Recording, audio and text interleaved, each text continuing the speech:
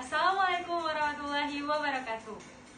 Kami dari kelompok 2 kelas Sauda bin Zam'ah akan mempraktekkan pembuatan starter dari bakteri. Nah, bakteri yang kami gunakan di sini yaitu bakteri Lactobacillus bulgaricus, Streptococcus thermophilus, dan Lactobacillus casei. Bahan yang kami gunakan di sini yang pertama ada susu ultramilk UHT, kemudian bakteri Lactobacillus bulgaricus, Streptococcus thermophilus, dan Lactobacillus casei, dan juga ada air mendidih. Sedangkan alat yang kami gunakan itu ada botol kaca, sendok, dan mangkok serta pembungkus untuk botol kaca tersebut. Proses pertama yang harus dilakukan dan pastinya wajib dilakukan adalah proses sterilisasi alat. Di sini kita sterilisasi dengan menggunakan air mendidih. Yang pertama sekali harus dilakukan yaitu memasukkan air yang telah mendidih tersebut ke dalam mangkok yang lebih besar untuk mensterilisasi botol kaca dan sendok. Nah, kemudian botol kaca dibuka tutupnya dan untuk dimasukkan ke dalam air yang telah mendidih tersebut untuk disterilisasi nih teman-teman. Tahap ini sangat wajib untuk dilakukan karena sterilisasi bertujuan untuk membunuh mikroorganisme yang ada pada alat sehingga tidak terjadi kontaminasi terhadap susu. Nah, sekarang kita masuk ke proses pembuatan starternya nih teman-teman. Diperhatikan dengan seksama ya. Nah, tahapan pertama yaitu memasukkan susu UHT ke dalam botol kaca yang sudah steril.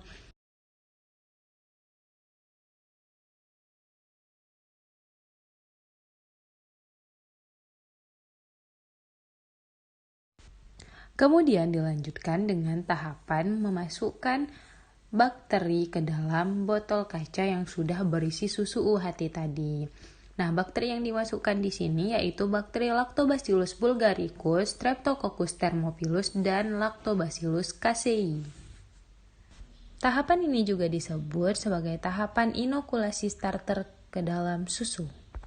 Kemudian jangan lupa botol kacanya ditutup kembali ya teman-teman.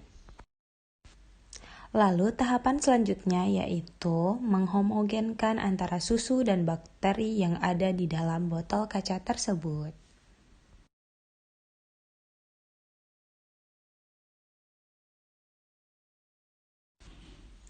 Nah, yang terakhir yaitu tahap inkubasi. Inkubasi di sini dilakukan dengan cara membungkus starter menggunakan kain lalu disimpan di tempat yang aman selama kurang lebih 24 jam.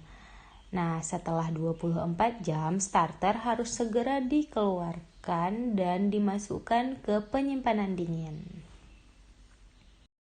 Proses pembuatan produk susu fermentasi.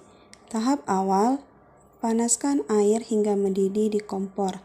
Selanjutnya, sterilkan alat di air yang sudah mendidih tadi.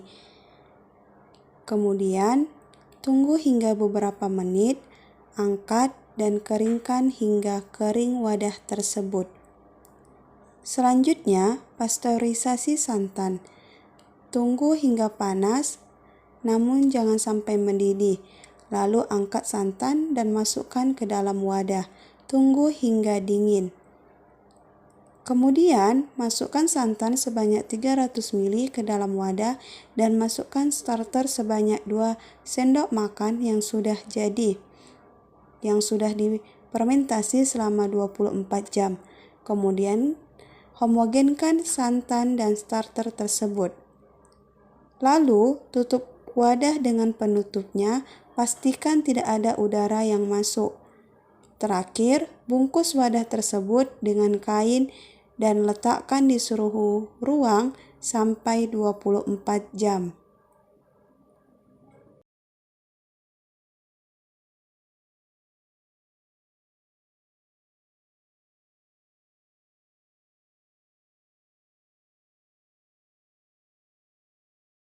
Langkah selanjutnya yaitu menganalisa total asam.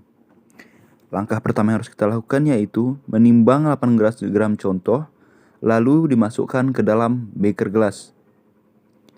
Di sini beker gelas yang digunakan setelah steril dan bahan yang dimasukkan harus pas 18 gram. Langkah selanjutnya yaitu teteskan 3-4 larutan indikator phenolphthalein ke dalam contoh. Setelah itu, titrasi larutan NaOH 0,1 N dengan menggunakan biuret ke dalam contoh. Yaitu mentitrasi larutan NaOH 0,1 N dengan menggunakan biuret ke dalam contoh. Caranya yaitu dengan menghomogenkan dengan cara menggoyang-goyangkan larutan dan mencatat mili larutan NaOH yang terpakai selama titrasi. Dan hal ini berhenti setelah larutan akan berwarna pink. Lalu setelah itu, barulah kita bisa menghitung kadar asam contoh dengan rumus persen TAT sama dengan mili NaOH kali N kali 90/1000 per berat sampel gram dikali 100%.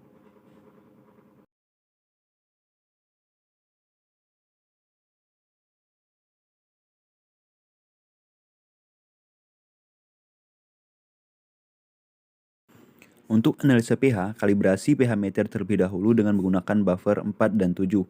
Bersihkan elektroda dengan Aquades, lalu keringkan dengan menggunakan kertas tisu.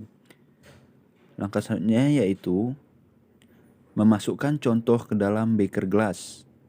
Elektroda pH meter yang dimasukkan ke dalam gelas beker yang berisi contoh, lalu kita letakkan di dalam alat dan tunggu alat bekerja sampai angka yang ada pada alat tersebut tidak bergerak lagi.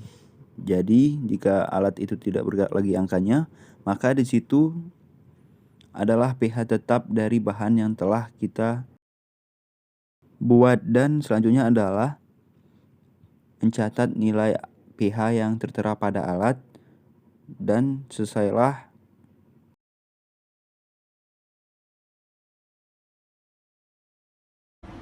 Baik, telah kami lakukan pengujian pH dan total asam didapatkan pH 3,06 dan total asam 1,08%. Demikian praktikum dari kami. Assalamualaikum warahmatullahi wabarakatuh.